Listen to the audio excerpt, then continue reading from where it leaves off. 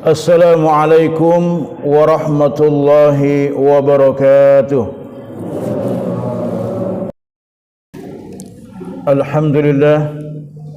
Alhamdulillahilladzi nahmaduhu wa nasta'inuhu wa nastaghfiruh wa na'udzu billahi min shururi anfusina wa sayyiati a'malina may yahdihillahu fala mudilla lahu wa may yudlil fala hadiya lahu. Asyhadu an la ilaha illallah wahdahu la syarika lah wa asyhadu anna Muhammadan abduhu wa rasuluhu la nabiyya ba'dah. Allahumma salli wa sallim wa barik ala sayyidina Muhammadin wa ala alihi wa sahbihi ajma'in, amma ba'd. Fa ya ayyuhal hadirun ittaqullaha haqqa tuqatih fala tamutunna illa wa antum muslimun. Faqad qala Allah ta'ala fi kitabihil karim wa huwa asdaqul qailin. A'udzu billahi minasy syaithanir rajim. Alladzina amanu wa tatma'innu qulubuhum bi dzikrillah. Ala bi dzikrillah tatma'innul qulub. Shadaqallahul azim wa sadaqan nabiyyu rasuluhul karim. Ma'asyiral muslimin rahimakumullah.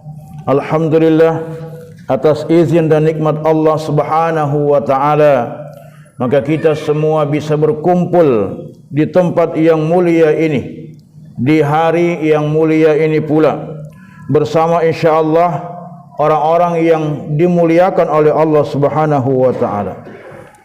Salam dan salawat senantiasa kita curahkan kepada junjungan kita semua, Rasulullah Muhammad sallallahu alaihi wasallam, beserta seluruh keluarga dan para sahabat beliau. Ma'asyiral muslimin rahimakumullah. Di atas mimbar yang mulia pula, khatib menyerukan kepada kita semua untuk mari kita terus berusaha meningkatkan ketakwaan kita kepada Allah Subhanahu wa taala, yang berarti makin taat kepadanya, menjalankan perintah-perintah Allah, memperjuangkan penerapan aturan Allah Subhanahu wa taala, dan menjauhi segala hal-hal yang dilarangnya. Sungguh ketakwaan adalah bekal sejati seorang muslim dalam mengarungi kehidupan ini. Dan takwa itu hanya berlaku di dunia, karena ketika di akhirat nanti kita tinggal diminta untuk mempertanggungjawabkan segala bentuk perbuatan kita selama di dunia ini. Ma'asyiral muslimin rahimakumullah. Kita masih berada di tengah-tengah musibah pandemi COVID-19, virus corona. Entah sampai kapan pandemi ini akan berakhir. Sebagai orang yang beriman, kita yakini bahwa musibah ini adalah bagian dari qada, ketetapan Allah Subhanahu wa taala. Karenanya sikap seorang muslim adalah ridha. Ingatlah, ridha terhadap qada akan mendatangkan banyak kebaikan. Sebaliknya, kita dilarang untuk membenci qada Allah Subhanahu wa taala. Rasulullah sallallahu alaihi wasallam bersabda, "Inna 'idzamal jazaa'i ma'a 'idzamil bala, wa innallaha idza habba qauman ibtalahum faman radiya falahu ridha wa man sakhita falahu sakhatu." Sungguh besarnya pahala itu seiring dengan besarnya ujian. Sungguh jika Allah mencintai suatu kaum, maka Dia akan menguji mereka, dan siapa saja yang ridha, maka untuk dialah keridhaan itu, dan siapa saja yang benci atas qada itu, maka untuk dialah kebencian itu. Hadis riwayat Imam At-Tirmidzi, Imam Ibnu Majah, dan Imam Al-Baihaqi. Bagaimanapun musibah itu tidak bisa terhindarkan, sehingga mau tidak mau harus kita hadapi dengan penuh kesabaran. Ingatlah sebagaimana firman Allah Subhanahu wa taala, "Wa basyiris sabirin." Allah menjanjikan kabar gembira bagi orang-orang yang sabar dalam menghadapi setiap musibah. wala nabluwannakum bi syai'in minal khauf wal ju' wa naqsim minal amwali wal anfusi was samarat wa basyiris sabirin. Sungguh kami akan memberikan sedikit kepada kalian ujian dalam bentuk ketakutan, kelaparan, ya, berkurangnya harta, jiwa, berkurangnya buah-buahan, dan berikanlah kabar gembira kepada mereka yang bersabar.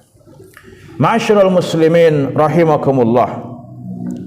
Rasulullah sallallahu alaihi wasallam mengajarkan kepada kita bagaimana dalam menyikapi musibah tersebut, yakni istirja, mengembalikan segala sesuatu kepada Allah Subhanahu wa taala dan berdoa.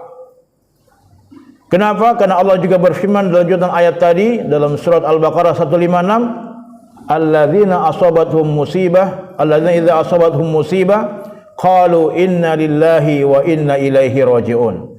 Jadi orang-orang yang bersabar itu adalah orang-orang yang ketika mereka tertimpa musibah, maka mereka mengatakan sesungguhnya kami datang dari Allah dan kami juga akan kembali kepada Allah Subhanahu wa taala. Selain itu, maka kita hendaknya banyak berzikir.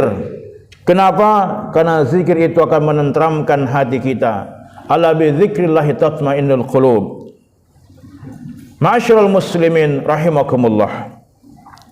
Yang tidak kalah pentingnya bahwa kita harus terus meningkatkan takarrub kita, ibadah kita kepada Allah Subhanahu wa taala. Di tengah-tengah pandemi ini, di tengah-tengah musibah ini, maka mari kita tingkatkan ibadah kita.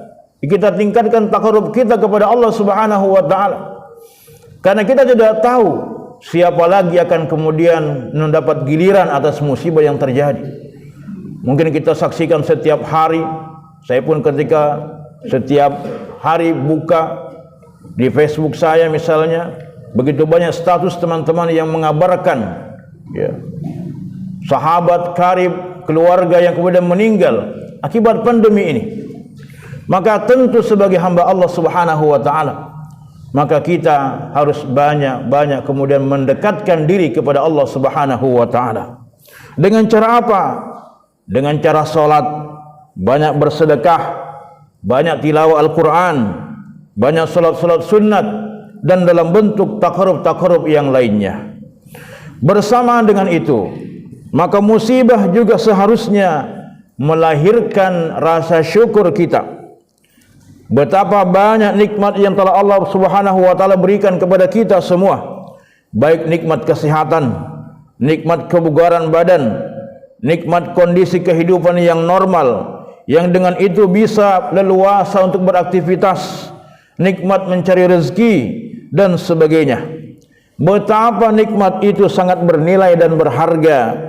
Ini akan makin mendorong kita untuk terus mensyukuri beragam nikmat yang telah Allah berikan.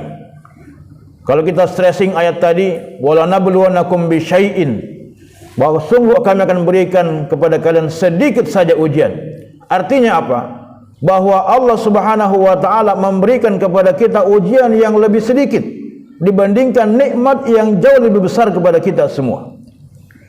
Jadi kalau kita hitung-hitung, maka nikmat yang Allah Subhanahu wa taala berikan kepada kita itu jauh lebih besar dibandingkan ujian yang diberikan kepada kita. Insyaallah dengan rasa syukur dan sabar dalam menghadapi wabah, termasuk sakit yang kita derita, maka bisa mewujudkan berbagai kebaikan dan keutamaan yang telah Allah Subhanahu wa taala janjikan. Ma'asyiral muslimin rahimakumullah. Begitu banyak kebaikan dan keutamaan yang Allah berikan di balik musibah, khususnya musibah wabah, termasuk pandemi COVID-19 ini. Salah satunya adalah pahala syahid yang menanti. Rasulullah sallallahu alaihi wasallam bersabda terkait dengan wabah taun, annahu kana azaban yab'atsuhu Allah azza wa jalla ala man yasha, faj'alahu Allah azza wa jalla rahmatan lil mu'minin, falaysa min 'abdin yaqa'u at-ta'un fayamkuthu fi baladihi fi riwayatin ukhra li Ahmad fayamkuthu fi baitihi sabiran muhtasiban ya'lamu annahu lam yusibhu illa ma kataballahu azza wa jalla lahu illa kana lahu mithlu ajri syahid. Taun itu merupakan azab yang Allah timpakan kepada siapa saja yang dia kehendaki, dan Allah jadikan sebagai rahmat untuk kaum beriman.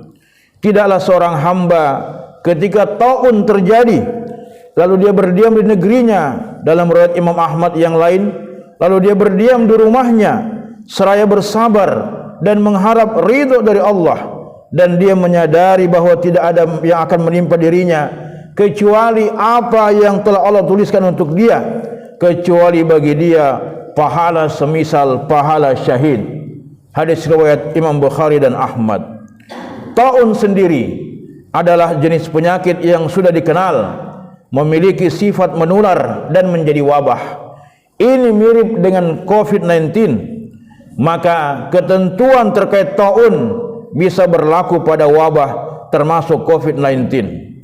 Karena itu, siapa saja yang terinfeksi COVID-19 lalu dirawat di rumah sakit atau melakukan isolasi mandiri, yaitu mengisolasi, mengkarantina diri dan meyakini bahwa itu merupakan qada, ketentuan dari Allah Subhanahu wa taala, sembari dia bersabar, maka insyaallah dia akan mendapatkan pahala semisal pahala syahid, semisal pahala orang yang berperang di jalan Allah. Dan bagi mereka yang wafat dalam kondisi terinfeksi COVID-19, semoga termasuk syuhada akhirat.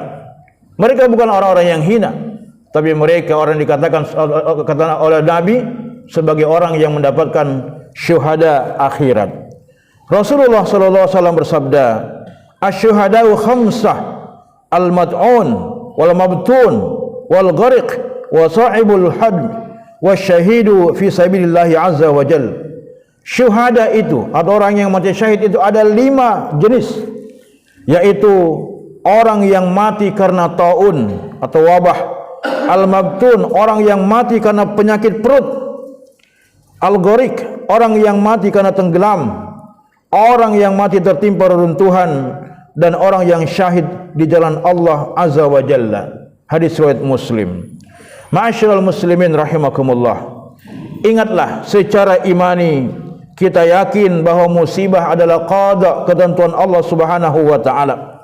Tapi di sisi lain, kita harus terus melanjutkan ikhtiar yang terbaik kita oleh semua pihak, baik secara individu, keluarga, masyarakat, dan pemerintah atau negara. Infeksi ini harus dicegah.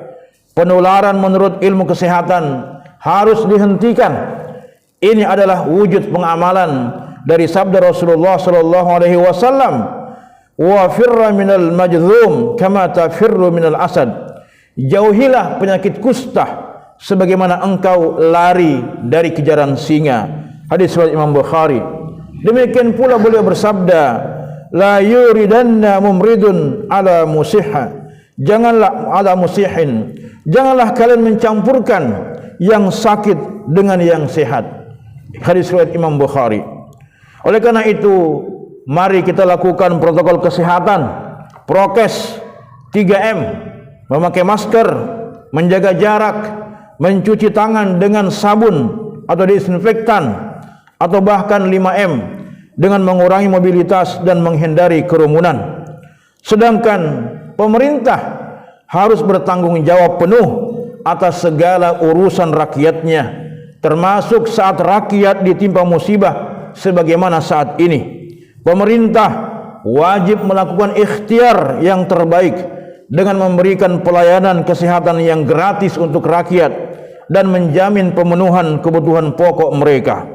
Oleh karena itu, apabila segala ikhtiar yang telah ini kita lakukan, semoga Allah Subhanahu wa taala segera mengangkat pandemi ini dengan segera. Barakallahu li wa lakum fil Qur'anil azim wa nafa'ni wa iyyakum bima fihi minal ayati wa dzikril hakim wa taqabbala minni wa minkum tilawatahu.